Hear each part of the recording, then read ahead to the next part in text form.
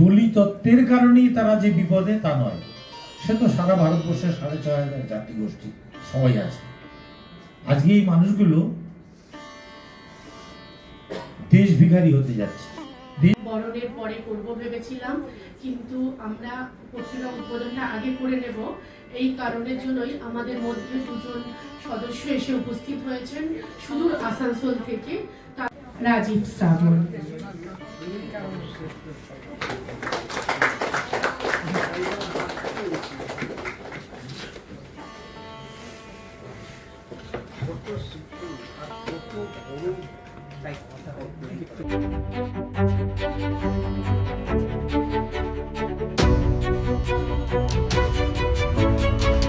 বাংলা সাহিত্য পত্রিকা আমি চাকরি সূত্রে কলকাতা থেকে আন্দামান নিকোবরের রাজধানী পোর্টব্লেয়ারে বদলি হয়ে গেছিলাম। সেখানে যে ঘটনাচক্রে ঢেকি ঢেকি স্বর্গে গেল ধান বাড়ি, আমার স্বভাবের জন্য আমার কলমটা খচখচ করার জন্য আমি সেখানকার মানুষদের সঙ্গে মিশে বাংলা ভাষার যে দুর্দশা ছিল, তারা বাংলা ভাষা ভুলতে বসেছিল, সেই কথ্য ভাষাটা আন্দামানে যারা রিফিউজি তার মধ্যে ৯০% বরিশালের লোক, আমু জামু খামু এই আইসো বইসো, সেই বাংলা ভাষার মানুষজনই সেখানে ৯০%। আমাকে একটা কথা দিতে পারো যা হবে আকাশের মতো সহজ মহৎ বিশাল গভীর?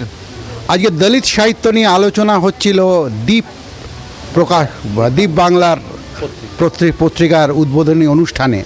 সেখানে ডক্টর আশিস হীরার সঙ্গে আমার পরিচয় হলো এবং তার একটা কবিতা আমাকে ভাবালো। আপনাকে স্বাগত। ধন্যবাদ। প্রথম কথা বলছি, আপনি বারবার বলছিলেন একটা কথা যে দলিত সাহিত্যিকের লেখার মধ্যে সবসময় একটা আগ্নেয় উপাদান থাকতে হবে, আগুনের শব্দ থাকতে হবে। নবারুণ ভট্টাচার্যের লেখার মধ্যেও তো সেই আগ্নেয় উপাদান, আগ্নেয় জায়গা রয়েছে। আবার কাজী নজরুল ইসলামের লেখার মধ্যেও সেই আগ্নেয় উপাদান রয়েছে। নামদেব ধসালের লেখার মধ্যেও সেই অদ্ভুত আগুনের কথা রয়েছে। তাহলে আলাদা করে দলিত সাহিত্যটা কি? আপনি তিনজন সাহিত্যিকের কথা বললেন, এরা সম্পূর্ণ তিন দিকের মানুষ। নবারুণ ভট্টাচার্য যে ভাষায় লেখেন, তার ভাষার যে মাধুর্য, তার ভাষার যে আগুন, সে আগুন অন্যরকম। আবার আপনি নজরুল ইসলামের যে কথাটা বললেন, তার ভাষার গভীরতা, তার ভাষার যে ধরন, সেটা আলাদা। নামদেব ভাসালের কথা যেটা বললেন, সেটা সম্পূর্ণ আলাদা। দলিত মানুষ নামদেব ভাসাল তিনি যখন কবিতা লেখেন, তিনি যখন তার লেখা লেখেন, তিনি তখন কিন্তু নিজের থেকে লেখেন, আত্মবোধে লেখেন। নবারুণ ভট্টাচার্য যে লেখা লেখেন সেটা দ্রোহ হতে পারে, কিন্তু নিজের পীড়নের কথা তিনি লিখতে পারেন না। নজরুল ইসলাম যে কথা লেখেন সেটা হিন্দু মুসলিমের ঐক্যের গান করতে পারেন, কিন্তু নামদেব ধাসালের যে শব্দচয়ন, তার যে নিজের কথা, সেটা কিন্তু তিনি কোথা থেকে? আমি নামদেব ধাসালকে ধার করে বলি, তিনি বলছেন যেখানেই মানুষ দলিত তিনিই আসলে দলিত সাহিত্যিক। মানে মানুষের অবরুদ্ধ কণ্ঠস্বর যেখানে আছে তিনিই দলিত সাহিত্যিক। সেই জায়গা থেকে তো ম্যাক্সিম গোর্কিও একজন দলিত সাহিত্যিক না, সেটা হয় না। একটা জিনিস বুঝতে হবে সব সময়, যিনি দলিত সাহিত্যিক তিনিই হবেন যখন তার নিজের ভাষ্য ফুটে উঠতে হবে। দলিতের কথা যদি দলিত লেখেন, সেটাই দলিত সাহিত্যিক হবেন। ব্রাহ্মণ লিখলে সেটা দলিত সাহিত্য কেন হবে? সেটাকে একটা জিনিস বুঝতে হবে যে আমার কথাকে আমি যেভাবে প্রকাশ করব, আমার আনটাচেবিলিটি তো নবারুণ ভট্টাচার্যের মধ্যে নেই। আমার যে অস্পৃশ্য শরীর ছুঁয়ে দিলে যে জাত যায়, এটা তো কখনো এটাকে নবারুণ ভট্টাচার্য এটা তো অনুভব করতে পারে। ক্ষমতার খেলায় যিনি একটু প্রান্তিক হয়ে থাকেন তিনিই তো আনটাচেবল না। ক্ষমতার খেলায় দেখুন, ক্ষমতা একজন ব্রাহ্মণ এবং একজন শূদ্র একই রকমের যদি তাদের অর্থনৈতিক কাঠামো হয়, যদি দুর্বল হয়, সেই ক্ষেত্রে তারা একত্রিত হয়। কিন্তু যখন তারা অর্থনৈতিকভাবে দুজনই সবল হয়, ব্রাহ্মণ কিন্তু ব্রাহ্মণ হয়ে যায়, শূদ্র শূদ্রই থেকে যায়, তখন সে কিন্তু আনটাচেবল থেকে যায়। এবার সাহিত্যিক স্মৃতিকণা হাওলাদার। কেমন আছেন আপনারা? একজনই মাত্র ভালো বলছে, বেশিরভাগ লোক চুপ। এর অর্থ এটাই যে ভালো নেই আমরা। আজকের যে সময়, যে ভয়ঙ্কর সময়ের মধ্যে থেকে আমরা পার হচ্ছি, ভালো আছি এই কথাটা কিন্তু বলা যাচ্ছে না, আমরা খুব ভালো নেই। দীপ বাংলা পত্রিকা দলিত একটি সংখ্যা, দলিত বিষয়,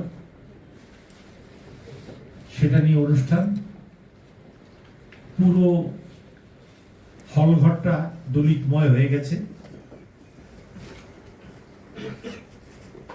কিন্তু দলিত সাহিত্য নিয়ে কথা হয়েছে, কবিতা গল্প নিয়ে কথা হয়েছে। দলিত জীবন যে ভয়ঙ্কর বিপদের মধ্যে থেকে আজকে আমাদের পার হচ্ছে, একটু এটা নিয়ে আলোচনা করা ভীষণ দরকার ছিল। 6,500 দলিত জনগোষ্ঠী, আর একটু বেশি। তার মধ্যে আজকে সব থেকে বেশি বিপদে যারা আছে তারা নবসূত্র সম্প্রদায়ের মানুষ, মতুয়া সম্প্রদায়ের মানুষ। আমি শেষ কথাটা যা বলবো, মনাদা আমার পুরনো পরিচিত, উনি এই পত্রিকাটাকে, আমাদের নাম যদিও ওখানে উপদেষ্টা হিসেবে আছে, আমার নাম এখনো আছে, কিন্তু মনাদা এখন উপদেষ্টা না, শুধু ও যে জেঠু বলে, এই যৌথ পরিবারের জেঠুর মতন ভূমিকা মনাদা পালন করে। এবং এ কথা স্বীকার করা উচিত যে এই যে এর গুণগত নানা উৎকর্ষ স্থাপন করেছে, তার জন্য দুটো লোক দায়ী। একটা লোকের নাম আমি বলবো না, আর একটা লোকের নাম তো আমি বললাম। অশোকদার প্রেসে বসে সুশীলদাকে বিরক্ত করে দিনের পর দিন এই বইগুলো কিন্তু রচনা করে যাচ্ছেন, দিনের পর দিন, এবং তার অংশভাগ কিন্তু আমরা অনেকেই আছি। সে কিন্তু আনটাচেবল থেকে যায়। সুতরাং এই দুটো সমীকরণ এক করে দেখলে হবে না, আমাদের সবসময় ভাবতে হবে ভারতবর্ষের যে জাতিগত কাঠামো, সেই কাঠামোর দিক থেকে আমরা যেটা দেখতে পাই সেটা হচ্ছে আনটাচেবিলিটি হচ্ছে একটা ফিলিংস। আমার প্রেমিকা শ্রুতি রায়চৌধুরী যখন জানলো আমি শূদ্র, তখন কিন্তু সে আমাকে ছেড়ে চলে গেল। আবার কোনো গরিব ব্রাহ্মণের ছেলে তার বড়লোক শূদ্র প্রেমিকাও যখন তাকে জানে যে সে গরিব, সেও তাকে ছেড়ে যায়। এটা তো ইকোনমি না, ইকোনমি একটা জিনিস, সেটা ছাড়তে পারে, এটা এক ধরনের সমীকরণ, কিন্তু শুধুমাত্র শূদ্রকের কথা মনে আছে? নিশ্চয়ই চোকাটিমের নিশ্চয়ই একটা জিনিস, শূদ্রকের যে সমীকরণ আর এই যে মানে আনটাচেবিলিটির যে সমীকরণ, সেটা কিন্তু এক নয়। আমরা যেটা যে শূদ্রত্ব এবং এই যে ব্রাহ্মণত্ব, যেটাকে আমরা যেভাবে আমরা বিশ্লেষণ করতে পারি, সেটা হচ্ছে অর্থনৈতিক কাঠামোর দিক থেকে যদি বিভাজন হয়, তাহলে মানে বারবার করে কিন্তু মানে আমাদের যে কি বলবো, সাম্যবাদের যে ধারণায়, সাম্যবাদের ধারণায় দলিত মানুষ মানেই হচ্ছে তারা দরিদ্র মানুষ, বঞ্চিত মানুষ। বঞ্চনা যদি শুধুমাত্র জাতিগত কারণে হয়, তখন সেই বঞ্চনাটা হচ্ছে দলিতের বঞ্চনা। ধরুন আমি আমার অর্থনৈতিক কাঠামো ভালো, কিন্তু আমার যে মানুষটা, আমার স্কুলের যে মানুষটা, তিনি ব্রাহ্মণ, তিনি যখন বারবার করে বলেন আমি দলিত ডাক্তারকে দেখাই না, আমি পদবি দেখে দেখাতে চাই, অথচ আমার একজন মানুষ যিনি মণ্ডল তার পদবি, তিনি অন্তত পক্ষে এটা আছে, অন্যভাবে আছে। আমরা অ্যানিলেশন অফ কাস্টের কথা বলেছিলাম আম্বেদকর। আপনাকে আমার জীবনের অভিজ্ঞতা দিয়ে বলছি, আমি একজন গরিব সাংবাদিক। আমি একটা দলিত গ্রুপে একটা ভিডিও পাঠিয়েছিলাম, তার নিচে লিখেছিল ব্রাহ্মণদের ভিডিও থেকে সাবধানে থাকতে হবে। ফলে একই তো ব্যাপার, কোথাও ডাক্তার কোথাও ব্রাহ্মণ। না, আমার বক্তব্য যে ধরুন একজন ডাক্তার, ব্রাহ্মণ বলে মনে করি না, তিনি যখন বলছেন যে আমি দলিত ডাক্তার বা মণ্ডল ডাক্তার দেখাই না, অথচ সেই মানুষটা, তার পরিবারের একজন মানুষ যখন টাকা দিয়ে প্রাইভেট ইনস্টিটিউশনে পড়াচ্ছেন, তিনি তো একেবারে প্রান্তিক একটা জায়গায় র্যাঙ্ক করেছেন, সে কিন্তু কোনোভাবে চান্স পায়নি কোথাও, অথচ তার পদবি দেখে কিন্তু তিনি করছেন। যাই হোক, আজকে গরিব মানুষকে প্রশ্ন করতে হয় যে না হলে বাবা আবার অনেক হবে, সেটা যে গরিব মানুষের তো জ্বালা বিরাট। আজকের এই উদ্বোধনী অনুষ্ঠানটাকে কেমন মনে হলো আপনার? ভীষণ সুন্দর মনে হয়েছে। আমাদের জ্যোতিকা পান্ডে অসাধারণ একটি কাগজ করেছে, সার্বিক সুন্দর হয়েছে। মানে একটি কাগজ করতে গেলে যা যা প্রয়োজন হয়, প্রয়োজন কি কি হয়? উত্তম লেখা প্রয়োজন হয়, উত্তম লেখা মানে কার ইন্টেলেক্ট আছে সেটা না। আমরা দেখব পত্রিকার মধ্যে কি আছে, সেই যে মানে টেক্সট কি, সেটা আমার মনে হয়েছে এখনো পুরোটা পড়ে উঠতে পারিনি। মনে হয়েছে বিষয়বস্তুর দিক থেকে অসাধারণ একটি কাগজ, ইলাস্ট্রেশন আছে, তার প্রচ্ছদ আছে, তার বাইন্ডিং আছে এবং তার ছাপাটা নির্ভুল একটা ছাপা। এই দিক থেকে মনে হয়েছে যে বহু মানুষ কাগজ করেন শুধু কাগজ করার জন্যে, কিন্তু যুথিকা যে কাগজটা করেছেন অদ্ভুত সুন্দর করে একটা কাগজ করেছেন। দেখুন, আমরা যখন একটা খাবার খাই, খুব সাধারণ খাবার যদি সাজিয়ে দেওয়া হয় সেটা কিন্তু আমাদের কাছে সেই খাবারের তৃপ্তি আনে। যুথিকার এই যে কাগজটা, এটা আমাদের কাছে তৃপ্তিতে ভরিয়ে দিয়েছে। আচ্ছা, বাবলা নেরুদা একটা কথা বলতেন, কবিতাকে সবার আগে নিজের পায়ে দাঁড়াতে হবে, পরে বিপ্লবের কথা ভাবা যাবে। আর যে কবিতা নিজের পায়ে দাঁড়ায় সেটা এমনি বিপ্লবী হয়। আমার এই একটা কবিতা আপনার ভালো লেগেছিল, সেই কবিতার কয়েকটা লাইন এবং কবিতার নাম। আমার কবিতাটার নাম হচ্ছে একবার ছুঁয়ে দাও। একবার ছুঁয়ে দাও আমার অস্পৃশ্য শরীর, বন্ধা মাঠ শস্যমতি হবে। ডিমের মোড়ক ভেঙে শাবক বেরোতে গেলে ভালোবাসা দরকার। একবার ছুঁয়ে দাও, শুধু একবার। অসাধারণ কবিতা। শেষ প্রশ্ন, ভালোবাসার দরকার, কিন্তু যদি প্রথমেই আপনি ভালোবাসার প্রশ্নে ব্রাহ্মণ ও দলিত এই বিভাজনটা নেড়ে রাখেন, তাহলে আপনিও তো ভালোবাসাকে আন্ডারমাইন করে দিচ্ছেন। দেখুন, বিষয়টা হচ্ছে কি যে সব কিছুই পৃথিবীতে পরীক্ষিত হতে হয়। এই আঘাত সহ্য করে যিনি আমাকে গ্রহণ করবেন তিনিই আমার ভালোবাসার মানুষ। তিনি যদি আমাকে নিতে পারেন তবেই আমি পরীক্ষিত। কোষ্ঠী পাথরের সোনা যাচাই করতে হয়, তবেই সেটা সোনা হয়ে ওঠে। সাহিত্যের কোষ্ঠী পাথরেও এই যাচাইয়ের ব্যাপারটা থাকে, তাই তো? থাকে তো। আপনার নামটা? আমার নাম মানা দে। এই দলিত সাহিত্যের আজকের অনুষ্ঠানটাকে আপনি কিভাবে দেখছেন? আপনি তো বক্তাও ছিলেন, প্রধান অতিথি ছিলেন, সভাপতি ছিলেন। আমি কিভাবে দেখছি, আমি এখনও সন্তুষ্ট নই আর কি। মানে একটা বক্তব্য রাখছি, কাজ করবার সময় অন্য কাজ করছি, ঠিক আছে?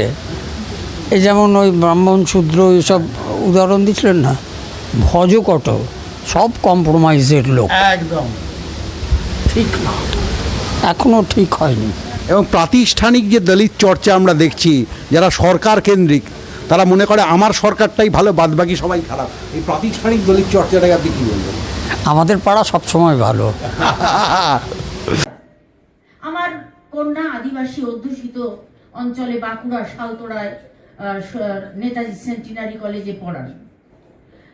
ওনার ওই এলাকা পুরো আদিবাসী অধ্যুষিত এবং ওর বাড়িতে যিনি কাজ করতে আসেন তাকে বলা হয় লক্ষ্মীর ভান্ডার তুমি পেয়েছো? বলে না, তো তোমরা কোনো কিছু পাও না, রেশন টেশন এসব? বলে না। কেন পাও না? আমাদের তো আধার কার্ড নেই। কেন তোমাদের আধার কার্ড নেই? বলে ওই নেতা বলেছেন 500 টাকা বলে তারপরে আধার কার্ড দেবে। তো 500 টাকা তো তারা সারা মাসে উদ্ধার করে মানে পায়। হচ্ছে এই যে সংসদে একবার রাম জেঠমালানি আর সোমনাথ চ্যাটার্জি দুজনের মধ্যে একটা, অনেকবার বলেছি গল্পটা, আরেকবার বলি, অনেক হয়তো শোনেননি। দুজনের মধ্যে একটা তর্ক শুরু হয়ে গেছে। তো সোমনাথ চ্যাটার্জি স্পিকার আর রাম জেঠমালানি তো রাম জেঠমালানি সাংসদ। উনি এমন একটা কিছু বলেছেন যে সোমনাথ চ্যাটার্জির মনে খুব লেগেছে। তো উনি রাম জেঠমালানিকে বলছেন যে আপনি জানেন আমি কে? তো রাম জেঠমালানি বলছে হ্যাঁ জানি তো আপনি কে। আমি কোন পদে আছি আপনি জানেন? বলছে হ্যাঁ জানি। তাহলে বলুন তো আপনার সঙ্গে আমার কি পার্থক্য? বলছে পার্থক্য এই একটাই যে আপনি ওইখানে বসে আছেন আর আমি এইখানে বসে আছি। কেন রাম জেঠমালানি উঠে এসে এই চেয়ারটা সোমনাথ চ্যাটার্জির চেয়ারটায় বসতে পারেন, সেই যোগ্যতা তার আছে। আবার সোমনাথ চ্যাটার্জিকেও নিচে চেয়ারে বসিয়ে দিতে পারেন, সরকার পাল্টা নেই। তো আপনারা যারা নিচে বসে আছেন, বিরাট তো ওখানে বসে আছে, আমি এখানে দাঁড়িয়ে আছি। ওনাদের সামনে বক্তব্য রাখুন, ওনাদের কাছ থেকে তো আমরা শিখেছি। আমি বয়সে বড় কিন্তু ওনার চাইতে, কিন্তু এই সাহিত্য সংস্কৃতি সম্বন্ধে ওনাদের কাছ থেকে শিখেছি। আমার তো লেখাপড়া অনেক পরে শুরু হয়েছে। তো আপনারা ওখানে বসে আছেন, আমি এখানে বসে আমি বক বক করছি, আপনারা শুনছেন।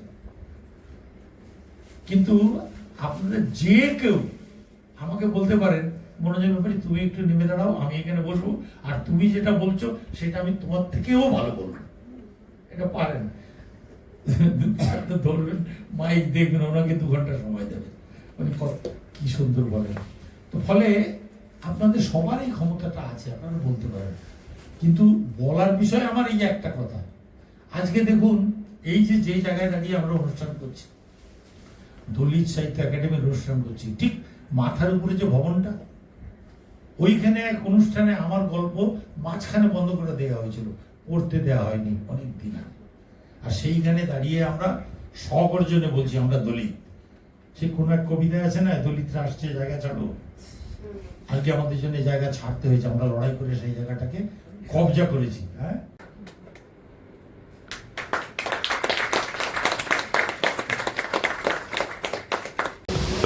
সেটা তো ঠিকই।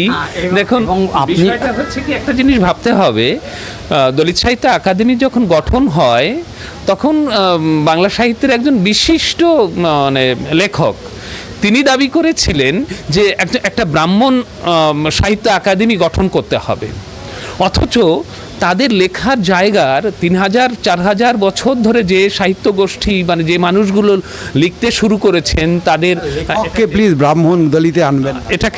এটাকে তিনি এই যে দলিত সাহিত্য একাডেমি, এটা কিরকম একটা বাড়াবাড়ি, বুঝছেন? কই অদলিত সাহিত্য একাডেমি তো নেই।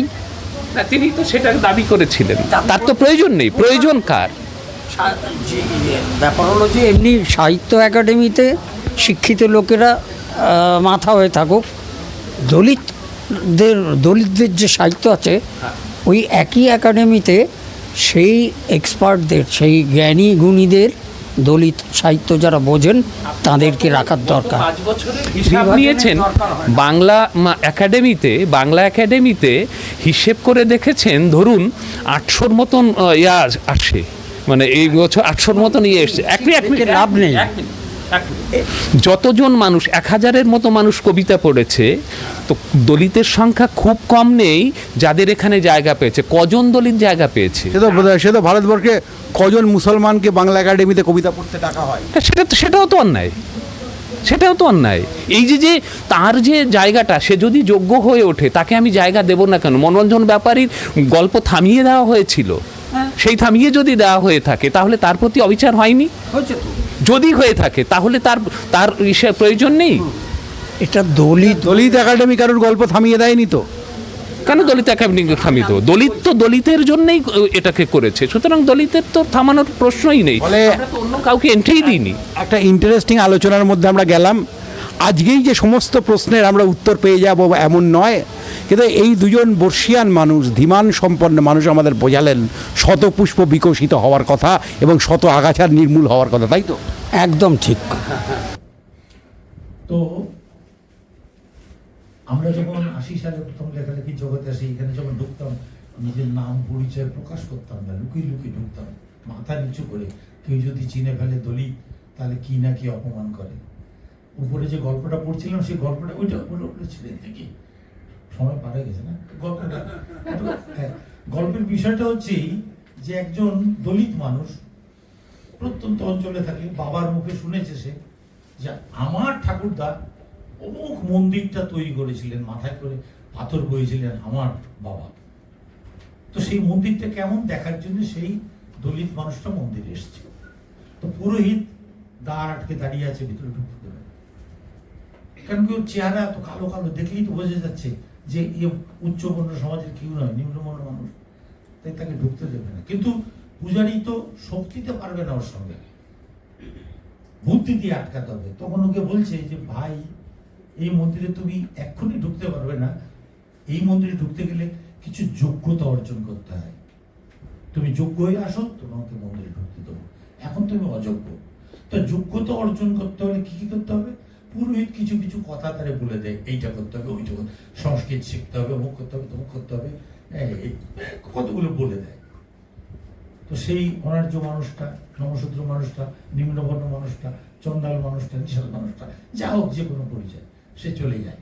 তারপর ধীরে ধীরে ধীরে ধীরে সে যোগ্যতা অর্জন করে।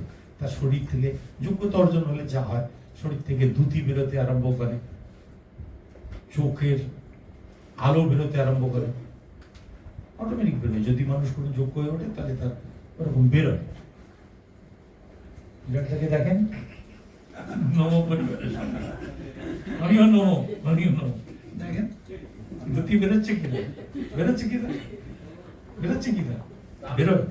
হ্যাঁ, দামি দ্যুতি না, দ্যুতি। তো একদিন সেই পূজারী দেখে সেই অনার্য মানুষটা, সেই নিষাদ মানুষটা, চন্ডাল মানুষটা মন্দিরের পাশ থেকে হেঁটে যাচ্ছে। তো পুরোহিত ভাবলো মন্দিরের দিকেই আসবে, একটু ভয় ভয় যে কি করবে, তো মন্দিরে আজকে তো দিতে হবে, কারণ ওর সমস্ত শরীর থেকে বোঝা যাচ্ছে যে যোগ্যতা অর্জন হয়ে গেছে। তো তখন দেখে মন্দিরের পাশ থেকে সে চলে যাচ্ছে। তো পুরোহিত ডাকলো, কি হলো ভাই, তোমাকে তো বলেছিলাম যোগ্য হয়ে আসো, তোমার তো এখন দেখে মনে হচ্ছে তুমি যোগ্য হয়েছো, তুমি মন্দিরে এলে না কেন, আসছো না কেন? বলছে না, আমি এখন বুঝে ফেলেছি যে ওই মন্দির আমার জন্য না, ওই মন্দিরে যাওয়ার আমার কোনো প্রয়োজন নেই। ওই মন্দির যাদের দখলে চলে গেছে, যাদের কবজায় চলে গেছে, সেখানে আমার ওই মন্দিরের কোনো কাজ নেই। আমাকে তো অন্য মন্দির তৈরি করতে হবে, মানব মন্দির, যে মন্দিরে মানুষ সবাই যেতে পারে, এই মন্দির আমার যাওয়ার কোনো প্রয়োজন নেই। তো সেই গল্পটা আমাকে উচ্চবর্ণ বাবুরা এখানে অর্ধেক পথে থামিয়ে দিয়েছিল, করতে দেয়।